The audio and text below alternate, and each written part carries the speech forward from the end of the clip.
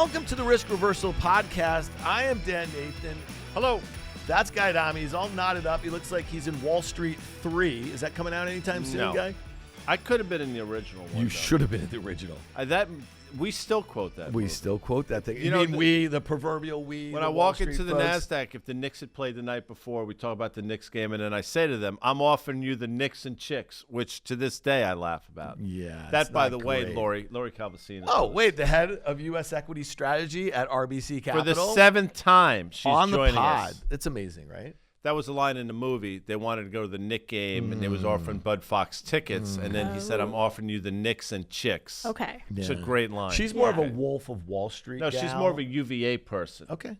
You probably grew up rooting for Ralph Sampson, is my sense. No? No. She's younger than But that. you went to UVA. I did go to UVA. Oh, so you were not a fan of UVA prior to joining No, the UVA squad. I grew up in Alabama. I know you did this. Yeah.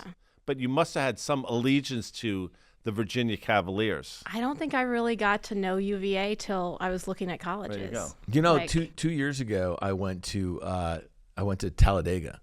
Oh, fun. Have you ever done that? No. It was not fun. No, really. I don't know. I mean, it I was would just love like that. it was the first time I've ever been to Alabama. I'd much rather go to a football game at Alabama. No, Alabama I'd go to LSU would be NASCAR. kind of epic.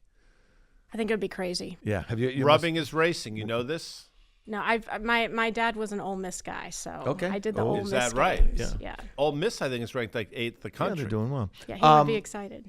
By the way, this is Lori Calvasina. She is the head of U.S. Equity Yeah, she's- Strategy right now at she's saying to RBC herself, Capital. Why am I with back these for my people? 7th time? All right, so Lori, we are recording this in the afternoon of Thursday, November 20th. And Guy, what do you like to say every once in a while? What do you like to do to a day sometimes? You like to You got to say, bookmark certain days. It's like you're reading a book. You know, you're going through some pages, they're just pages. And then all of a sudden you come across a page, it's like, oh, whoa, I want to be able to come back to this page. So you put one of those Post-it notes or something. And so Guy started out the week, Lori, saying that this might be something that we would call an outside week. Isn't that what you said? Essentially an outside month. It could too, be an but- outside month, and that's a technical thing, as you probably know here. And so we've had this huge reversal in the major indices. The S&P is traded in the 3.25% range off the highs on the opening to the lows where we are right now. NVIDIA reported the stock was up 5.5% pre-opening. Everything was screaming in the tech complex. You also had Walmart this morning that had better than expected results, good commentary on the consumer. That was up 6%. Guy, it looked like we were ready to what? Party. Yeah. And so maybe make a move back towards those all-time highs. When you see a day like today, and just to be really clear, you could say if you just walked in and you say, the S&P's down 1%, the NASDAQ's down 1%, yields are flat, the dollar's at 100, whatever, right? Yeah, that's not telling the story. So talk to me about what you think here today. So look, it's just one day, right? And it's all about the buildup that came into today. And, if I think about, sort of the late summer, I took a little bit of time off from travel, get the kids back to school and start traveling again. Right. So, we're sort of looking at like mid-September.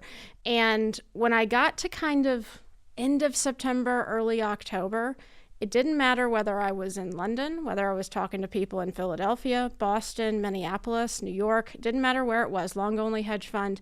Everybody was starting to get worried. And these were not AI haters.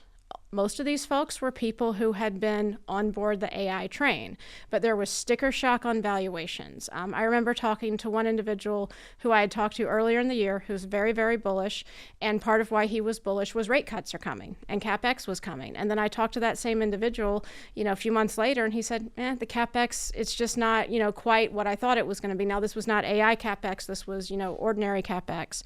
And I showed him a chart that I had put together since the last time I'd seen him of rate cuts and, what the stock market does 12 months down the road. It's a cool little chart. And he just said, we priced all this in. And so I think we had a lot of the stuff, right, a lot of the good stuff that's in the backdrop of the market well anticipated in advance. And if you look at where PE multiples have been on a forward PE, and we look at all different kinds of sleeves, S&P, NASDAQ, top 10 names in the S&P, rest of the index, it doesn't matter what I'm looking at or how I'm carving it up. You have been hitting valuation ceilings on this metric since August, and they have not gone above that level. And so there has been this pushback from a valuation side. And I know lots of people like to say valuations don't matter. Well, guess what? They matter right now. Right. And where they're bumping up on these ceilings, maybe one or two of those charts is on tech bubble highs. Most of them are not. They're around like pre-COVID, post-COVID highs. So they're the highs and the ceilings of this cycle. And you saw it reflected in people's conversations. So I know we've gotten through, one big report, but there was just a lot of nervousness and a lot of apprehension heading into that. I'm totally with you on that. Now, not that it's a pushback, but I'm curious. Valuation's been a problem for a while. What do you think the catalyst was for people to start finally saying, oh, valuation's a bit of a problem here? Because people were whistling past it for months. Part of it is, I think, the time of year. And so we're getting, into this period, right? We've just gone through this reporting season. The few brave analysts who have asked companies to talk about 2026 expectations, the companies are, no, it's too early for that, right? And you don't typically get that. I'm not beating up on the companies. They don't typically like to do that until January, February. They've got stuff they've got to work through. But if valuations are hitting these ceilings, you need something better on the earnings front to come. And you're just in a little bit of a vacuum on that. I would also add into that, we've been dialing down Fed cut expectations. Right. My rate strategist at RBC, Blake Gwen, has been looking for a December cut for a long time. But I will tell you, he's gotten beaten up on it. And it's been a very, very out of consensus view until recently. And you're starting to see people sort of shift back over to that. We've actually developed this chart where we look at just, since 2022, 2023, how many cuts are being priced in over the next year, compare it to S&P performance, compare it to small, large performance. You see very, very clearly that the market goes up when those cut expectations are being dialed up, small caps outperform, and when you take those cut expectations down or say you start to put in hikes, then you reverse everything. And we dialed the cut expectations up. Now we've dialed them down. It's kind of pulled the rug out under this market a little bit. So fair enough. And the Feds walked it back. I mean, in Wyoming, they obviously made it pretty clear that they were more concerned about the labor market than the inflation, and the market obviously loved that. Now they're seemingly pivoting a bit. Not a foregone conclusion was the term that Jerome Powell used about a December cut. Obviously, that started this whole entire thing. If they don't cut in December, I know you can't sort of look into the future. I mean, and you just said that cuts are really being ratcheted back. What happens, do you think? I mean, what happens to the bond market, equity market, and then sort of the rhetoric we're going to hear around that? Not politics, but just the vitriol that's going to come from it. So look, I think, we're not sort of hearing the R word creep into conversations too much. Maybe there are a few folks who are starting to, worry about labor a little bit. But I do think you start to get just very murky, right? We've got all this economic data that's been missing. It's coming back in dribs and drabs. I think the CFTC data isn't even going to be fully updated until January. So you're going to be in this kind of weird data quagmire for a few more months. And so I think it just adds to nervousness. You have to watch as to whether or not that R word starts to come back. I don't think it will, but a garden variety pullback, right, is about 5 to 10% from peak. I don't know where we are at this exact moment that we're recording. We're down like 5%. But coming into today, it was down like 3.97 on the worst day, if you looked like from the close to the close. And so it really, there was so much pain under the surface, like the NASDAQ went down more, small caps went down more, some stocks just got hammered. But we really didn't do that much. It's felt so bad the last few weeks. We've sort of had this pullback that it felt like it was happening, but hadn't really happened in actuality. What do you make of, and I've been making a big deal out of this, and again, I don't know if I should be or not, but the volatility index, the VIX, has shown signs of life a handful of times over the last few months on what are typically benign days. Down days, but not ridiculously down days. Here we have a market that's not even, we have an S&P that's down 1%, a little over 1%, which is a significant move. You have a VIX that's approaching 27.5, which it doesn't add up. Is the volatility index trying to tell the broader market something? I think there's this, sort of innate nervousness that feels worse than what we've seen reflected in pricing. So maybe it's just speaking to that, to be honest, that it's sort of this pent-up angst that just hasn't had a chance to get out yet. And you can look back over the last few months, right? I mean, just the surge that we've seen in gold prices. There's been a lot of debate. I'm not a gold strategist, but, there's been so much debate on what's happening with that. That has felt to me, as an outsider from that world, like that was expressing some nervousness as well. Yeah, I mean, something, and we talk about it, but probably doesn't make its way into your work, is Bitcoin, right? And so you thought the correlation with gold should be there. It's nerd gold, right? Yeah. And one of the main pillars of it is a store of value. And there's a massive like dispersion between those two. The dollar, for all intents and purposes, the Dixie's been stuck between 99 and 100 this whole time, right? And so, the parabolic move that gold made coming back in makes some sense. I would think in this environment, we could talk about it maybe a bit later, that gold should be the one thing working. If you do have this sort of panic, it doesn't have that correlation, let's say Bitcoin does to the NASDAQ. Well, do you get questions about risk assets like Bitcoin? Does it work its way in? Because in the equity market, we have all these treasury companies, right? We have this proliferation of stable coins. We've seen a bunch of IPOs this year of companies that issue or custody stable coins, that sort of thing. So it is part of this whole equity sort of complex. So, we don't make recommendations on Bitcoin, but we do use it as a risk barometer. So it's a chart. We've got a chart on just S&P 500, Bitcoin, we pull up on the Bloomberg terminal and we put it into the weekly every week. And, what we tell people is we don't have great insight necessarily as far as like one clear indicator on exactly what retail investors, kind of the retail day traders, are doing. But we do think that that's one, sort of window into that world in terms of being a risk barometer. And I'll tell you guys, like, I have been worried about a pullback in this market for a while. I think we started to first get really worried in July, and it's taken much, much longer to develop than we thought. But one of the things that was worrying me over the summer was we were starting to see Bitcoin sort of churn and move sideways and lurch around. And when we look back over the last few years when that happens, it does often give you a little bit of a leading indicator that you're going to get some turmoil in equities. You said you're not a gold strategist. I get it. But given the move gold saw until recently, you had to be paying attention. What do you think it was trying to, if anything?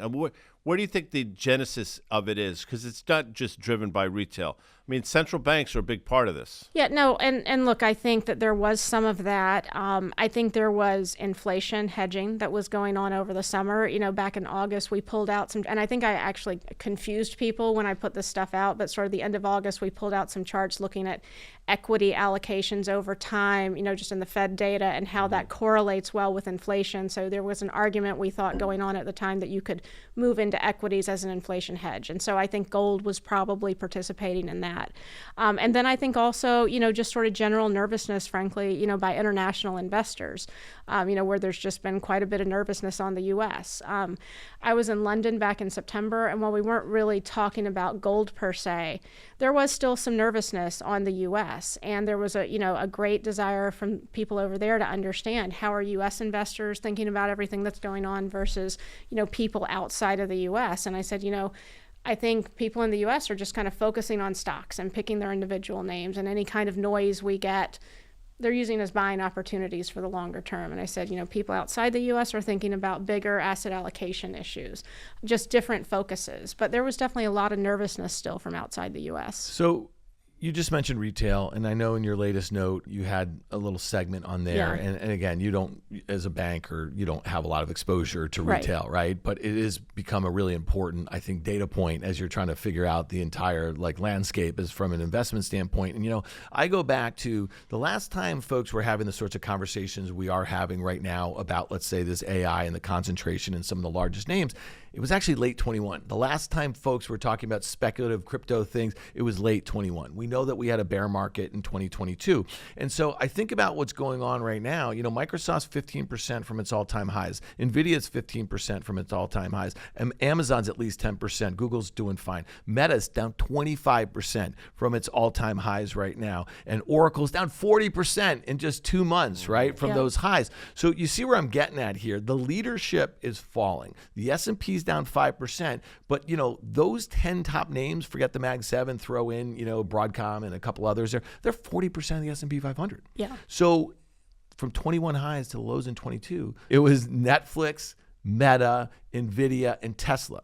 They all sold off nearly 70% from their all-time highs. So we're in a cycle now that looks very similar to me, and it was a lot of retail-driven sort of stuff. So if some of the, the pillars of the bull case of this AI spend start falling off a little bit, don't you think we're running the risk of a really, I don't know, that bear market in 22 felt very orderly. It feels like because we've gained $25 trillion in market cap since then on one theme largely, it could get a lot nastier if we had a bear market. So if you look back to 2022, there were a few things going on. I mean, we had seen, in 2021, in part because of the stimulus checks and frankly, because there were a lot of, new entrants into the market that were just throwing money at stocks.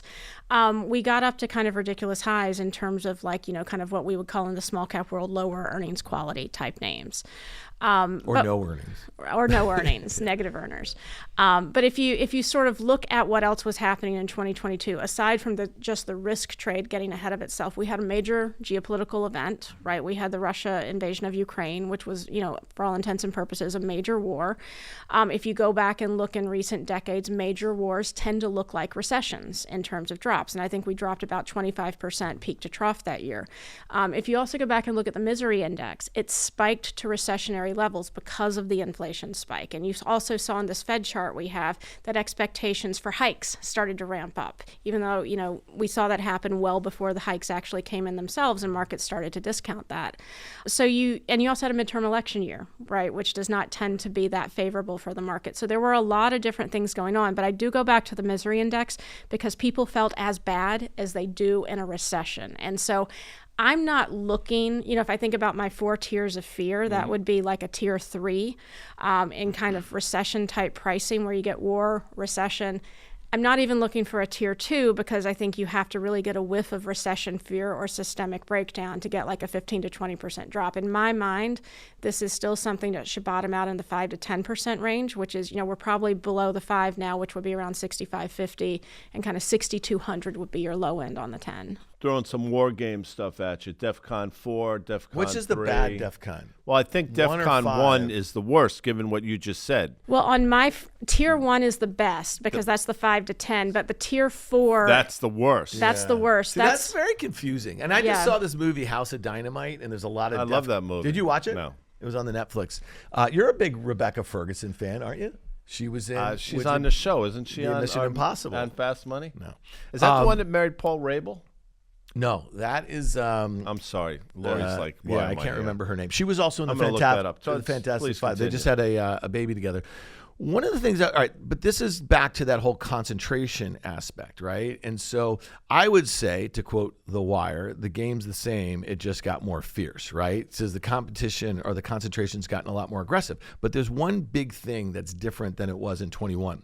The size of the private companies that are actually looking to disrupt all of these public companies that have gained $1 trillion in market cap, that's very different. How are those companies being funded? We don't even have to talk about private credit because I'm not smart enough to talk about private credit. But where does that money come from? It comes from pension funds. It comes from insurance funds. VCs are subsidizing this so all these enterprises and consumers can use this.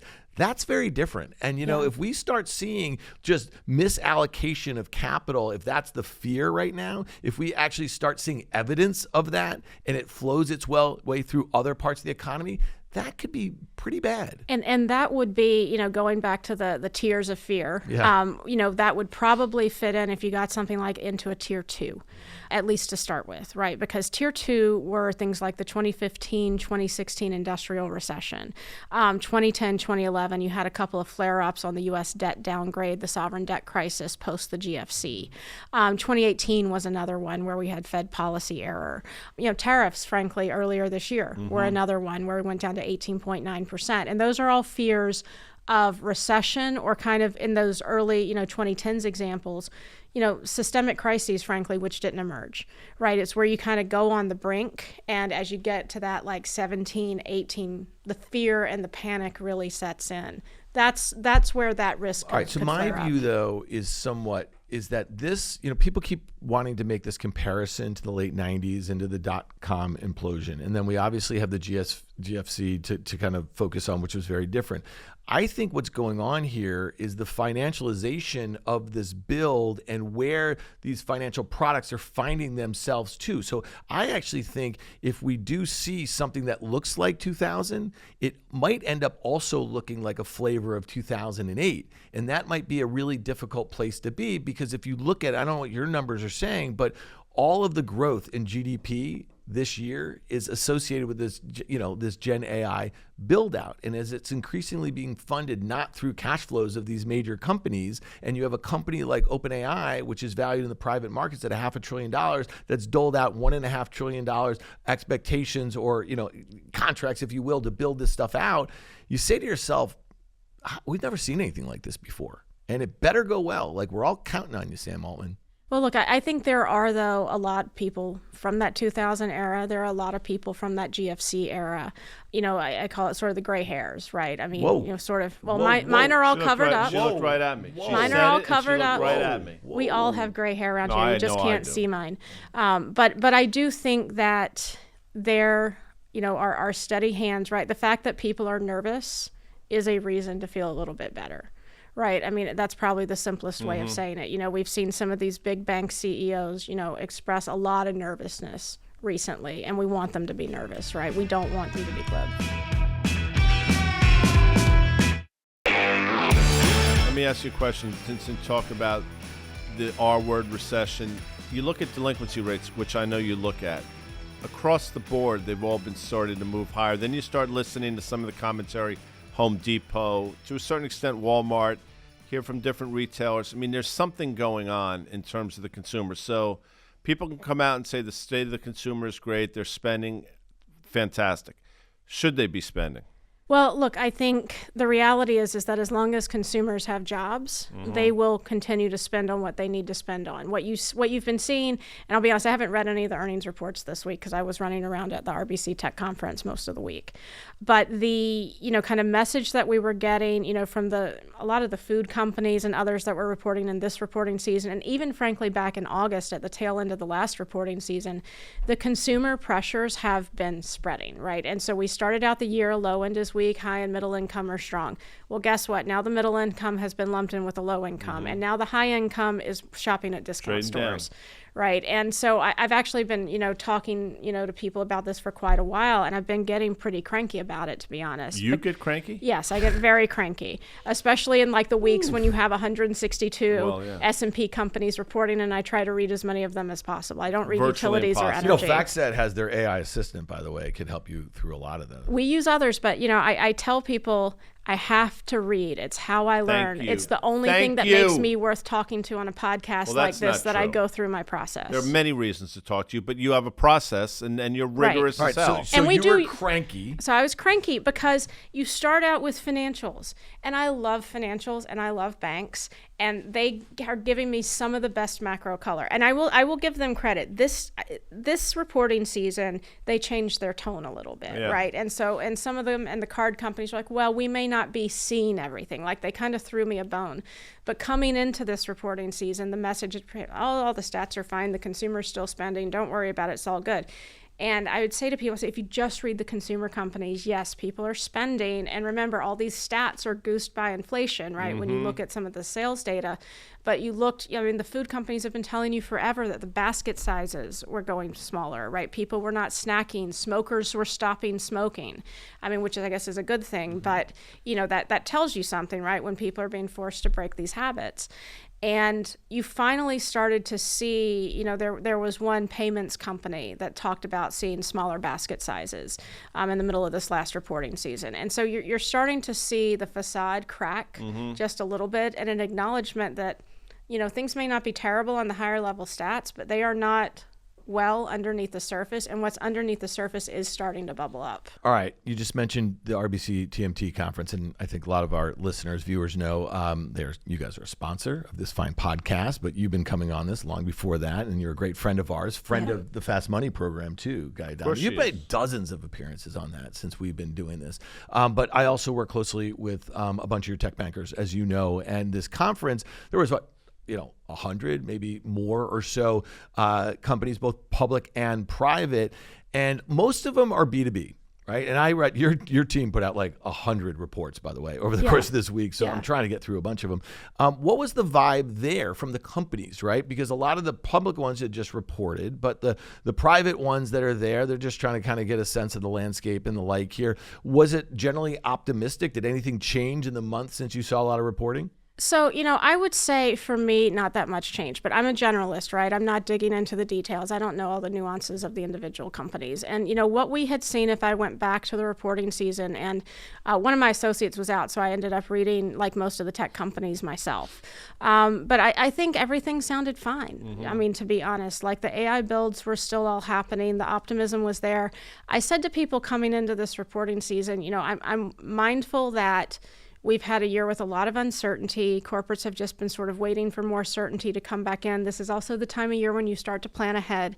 So, if we're early innings in this AI wave, might you see companies say, let's pause and reassess? Maybe we'll change our strategy a little bit. I'm not saying that it's a bubble. I'm not saying that they're going to abandon ship, but maybe you just move things around a little bit and that causes some disruption. I'm not seeing any evidence of that yet. No, you're not seeing evidence, but okay. But I am on the lookout for it. As you should be, as I think we all are. Let me ask you this, because I agree with you. How important is that to the overall story? If there's a crack in the CapEx story, we use the word sanctity of CapEx. Yeah.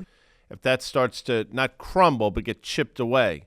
Well, see, here's the thing. It's all about AI versus everything else. Yeah. And as many, sort of valuation issues as we might have on the AI side and jitters, when are we going to see the returns? Is this over its skis?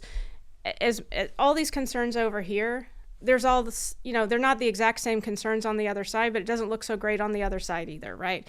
If you look at the, kind of the sectors outside of tech, 3Q margin expectations came down, right? Margin expectations for tech went up, right? And it's sort of like the tariff affected areas versus tech, in the AI trade, right? And so you're still working through those tariff impacts on the other side. You're probably going to see uncertainty there spike in the short term. I think uncertainty is coming down longer term, but you still got a lot of stuff you got to work through on that side. You've got margin pressures, you've got an uncertain political backdrop, and you've got, in some instances on the consumer side, customers who don't want to spend more money. And so you're starting to see demand hits. This is a hard question to answer. I don't know if there's an answer to it.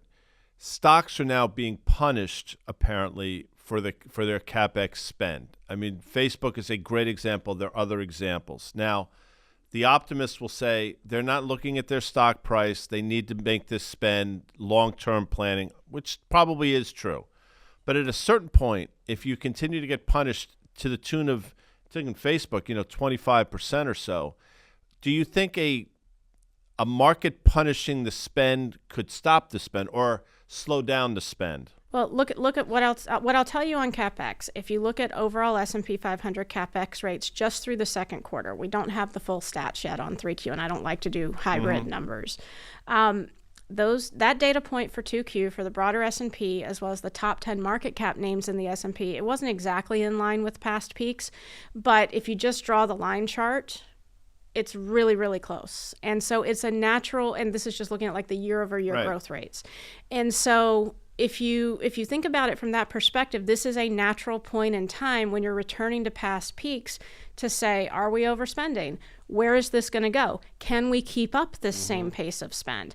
And then you look at the rest of the S&P, take out those top 10 names, the growth is at least headed in the right direction, but it's really, really anemic. And guess what? That tends to get led by 4 quarters by ISM new orders. So all these people who have been having debates on the one big beautiful bill, is this going to lead to CapEx or not?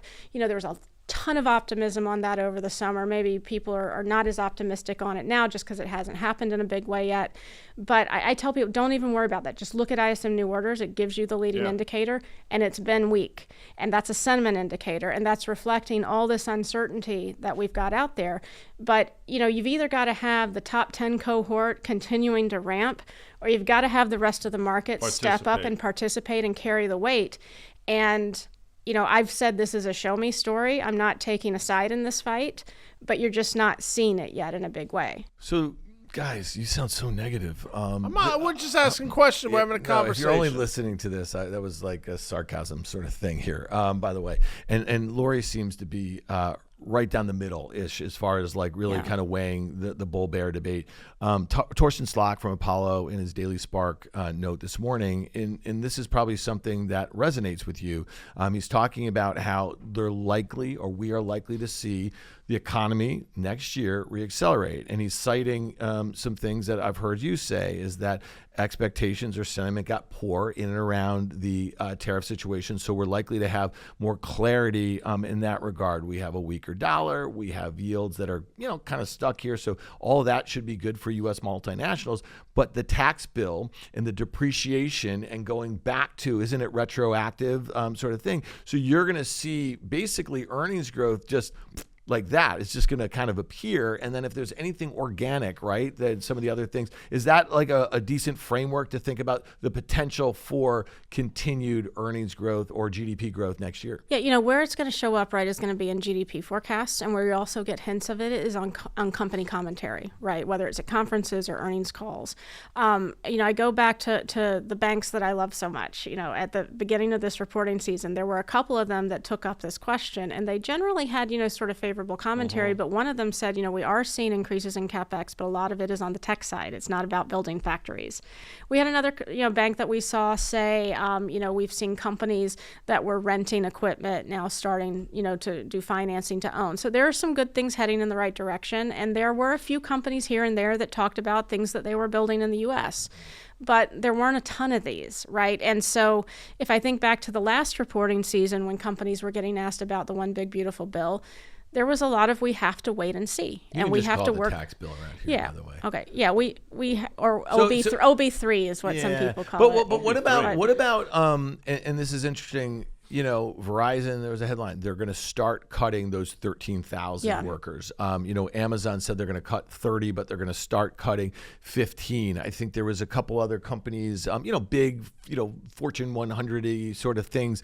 So you're starting to see that. You can debate whether that's productivity gains from AI and the like, but you're starting to see that. And so I'm just curious how you think about, we just had this period of uncertainty. I think one of the reasons why volatility in the markets picked up was the uncertainty around the government shutdown, right? And now we have not a lot of data, and the data that we do get that's kind of trickling in, a lot of people are like, well, what sort of foundation is that built on, and might it get murkier, over the next couple months? And then on Jan 30th, we could do this all over again, right? So do you think that's the sort of thing that's going to be weighing on consumer sentiment, but also business confidence? You know what I mean? Because if we don't have any continuity in Washington and we continue to have these hiccups, and you just mentioned a bunch of things, that geopolitical, and there's a whole host of other things going on, it just seems like it's not a really great time, to be really bullish about next year, despite what we just kind of said about Torsten, and the reacceleration. Yeah, look, and I would just, to kind of close the circle on that GDP point earlier, like if I look at consensus GDP forecasts, there are certainly some big voices out there that are very bullish on GDP next year. Mm-hmm. And it's not just one, there are a couple of them out there, but we tend to watch the Bloomberg consensus data very, very closely.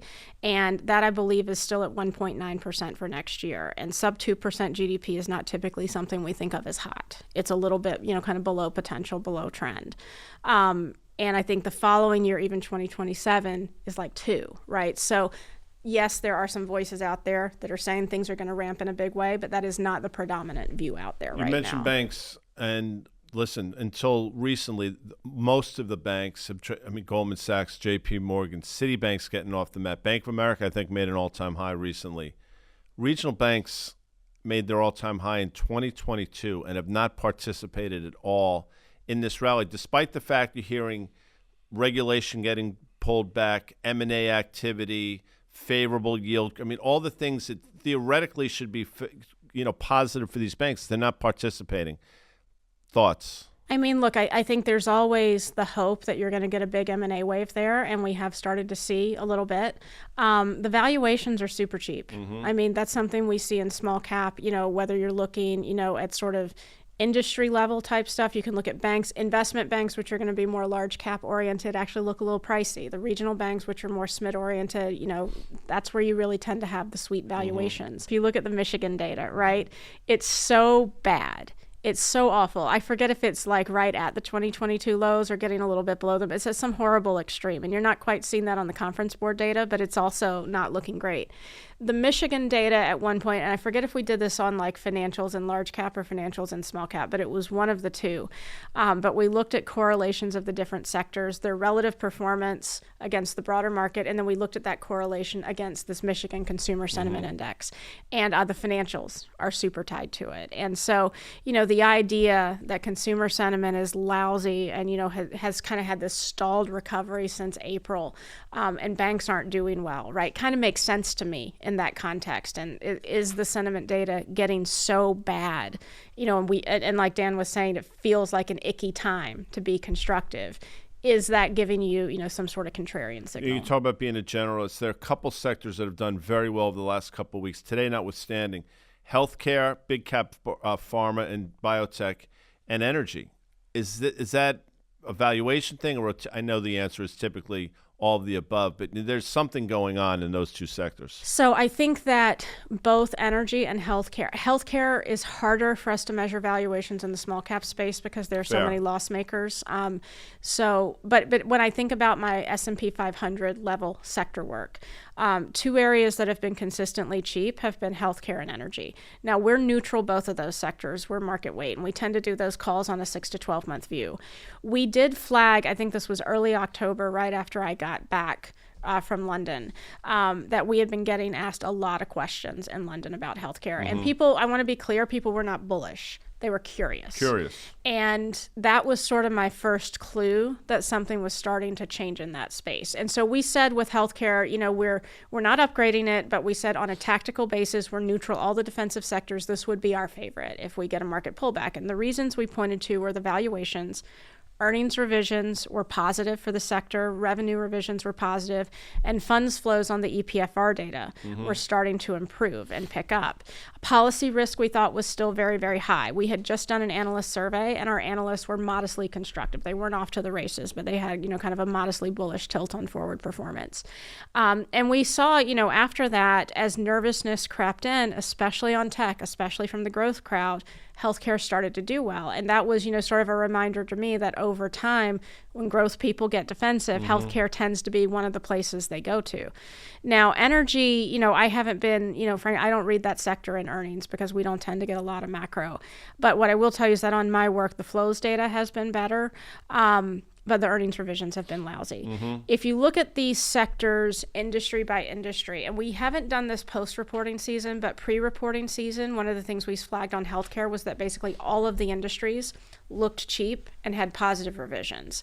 If you looked at energy, both of your major industries looked cheap, but the earnings revisions were lousy. So, if I were going to kind of play one tactically in the short term, in a rotation, I'd still, stick with healthcare as our tactical bet. So a lot of folks globally, we're looking at the U.S. because we are this kind of focal point, this leader in generative AI. This goes on now nearly 3 years. I mean, it's kind of interesting to think about, ChatGPT was launched in late 22.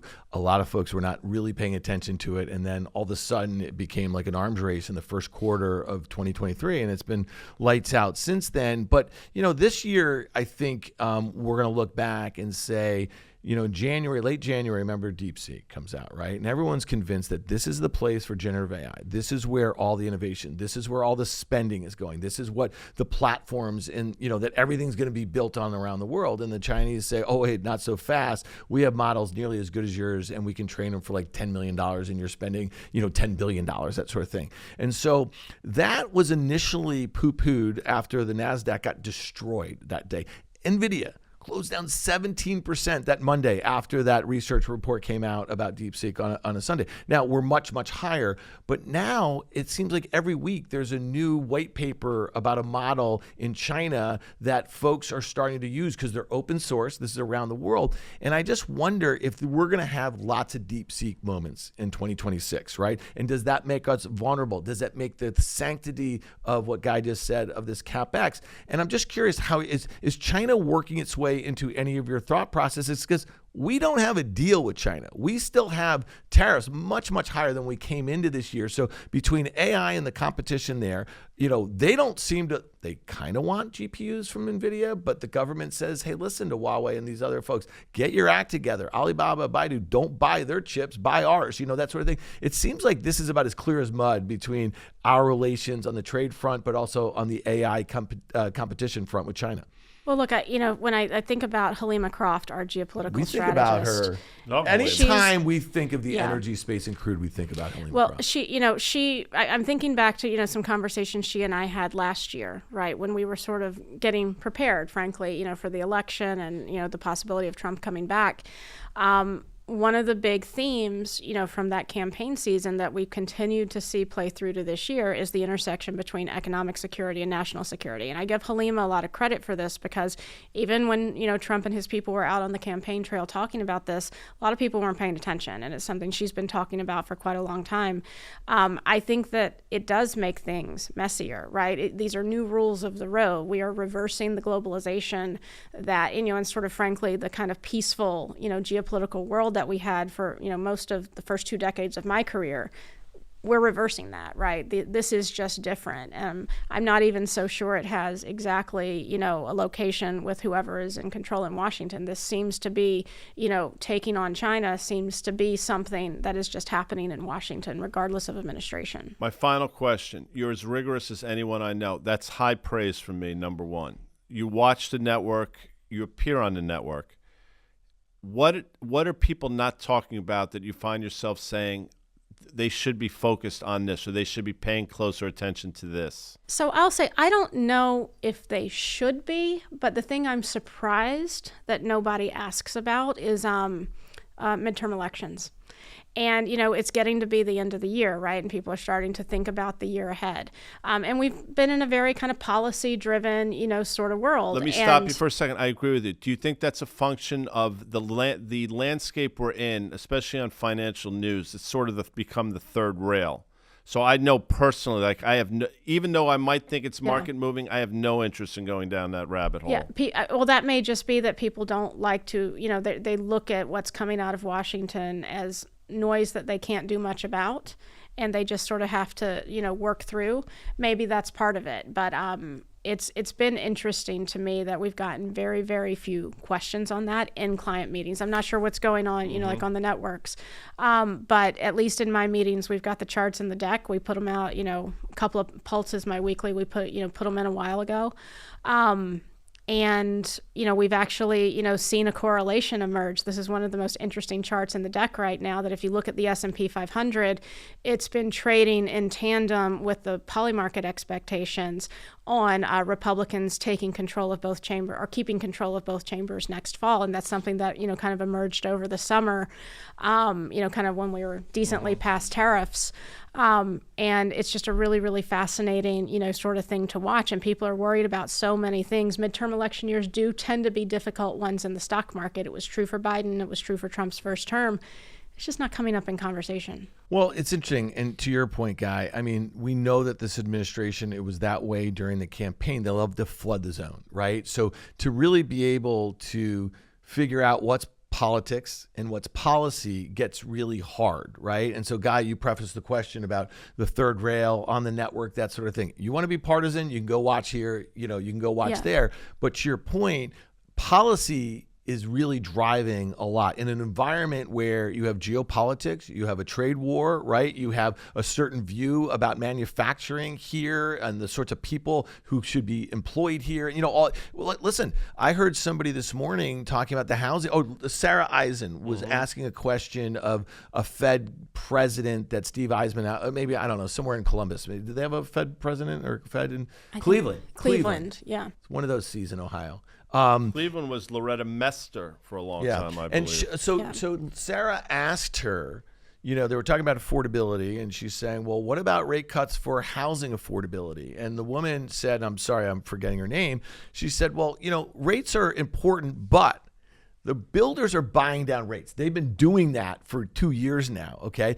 What the builders are saying is that input costs, labor costs, scarcity of skilled labor, those are more important. And I think, again, is that politics when you're talking about, the Fed's got to lower interest rates because the housing market's stuck? Or is it policy because we have, a tariff war and we have an immigration situation that's also causing problems? And these are the things that I think are going to cause volatility in the market in a midterm election year. Well, I think also, regulation is one thing that comes up quite a bit. And, for all the, discussions of CapEx and taxes and bonus depreciation, all this stuff that we, sort of haven't seen on the earnings call. What you do consistently see the corporates talk about is a better regulatory backdrop. And, we do surveys of our analysts regularly. And the last one, I forget if it was number 1 or number 2, but we asked them to sort of, evaluate the political backdrop for your industry on a go-forward basis. And then what are the issues in focus for you? They don't have to give me too much detail, but regulation is always, it's kind of switching place number 1 and number 2 with tariffs every time we do that survey. Lori Calvasina, RBC Capital. Love having her on. 7 times she's been with us. Lucky number 7. She'll be on at least 7 more times, assuming we make it. Still around. Assuming we make it. Bill, are we gonna but when I use the word rigorous, I mean, that to me is as high in our world, in any world, but especially in our world, it's as high a compliment as I can pay you. So thanks for joining us. Well, I appreciate that. Thanks, Lori. Thanks for having me on.